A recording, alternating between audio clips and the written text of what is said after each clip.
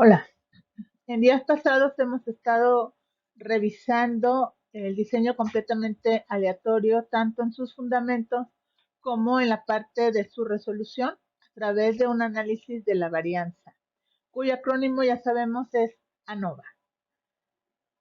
El día de hoy vamos a revisar el resumen de este análisis, que vamos a ponerlo en lo que se conoce como la tabla del ANOVA. Y como dice la lámina, pues representa un resumen de los valores importantes del análisis de un diseño completamente aleatorio, en donde además vamos a poder observar en una primera vista fácilmente cuáles son los orígenes de las variaciones que se pueden inducir en este diseño, así como la dimensión de cada una de esas fuentes de variación. La tabla ANOVA se construye de la siguiente manera.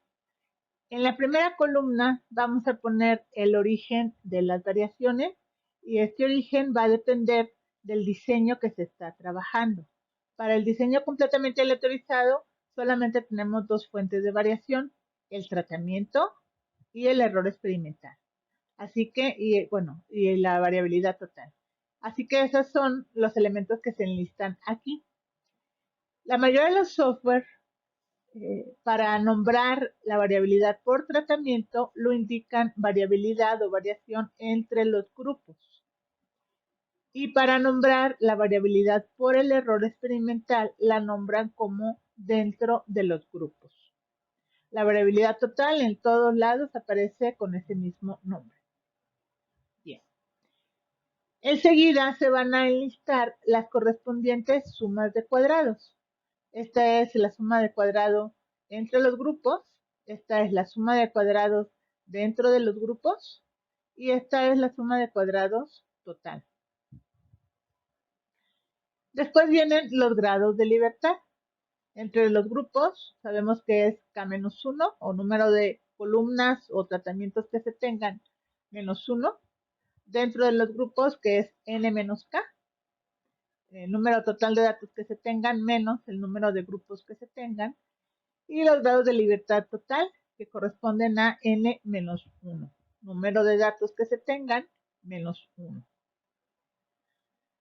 Después viene el promedio de los cuadrados o cuadrados medios. Este corresponde al cuadrado medio por tratamiento o entre grupos, y este corresponde al cuadrado medio por el error o dentro de los grupos. No se tiene cuadrado medio total. Después viene la columna en donde se pone la F calculada, y este es el valor calculado para esta distribución. Enseguida viene un valor de probabilidad que discutiremos posteriormente, y por último viene el valor crítico para la F, o la F de tablas. A excepción de este dato que ya sabemos que obtenemos de la tabla de Fisher, todos los demás son resultados que obtenemos mientras estamos haciendo los cálculos correspondientes a el análisis de cada una de las fuentes de variabilidad dentro de este diseño. Ahora bien, en esta tabla existen algunas relaciones bastante lógicas una vez que uno ha entendido cómo se relacionan los datos entre sí, y que son útiles para resolver tablas ANOVA parciales.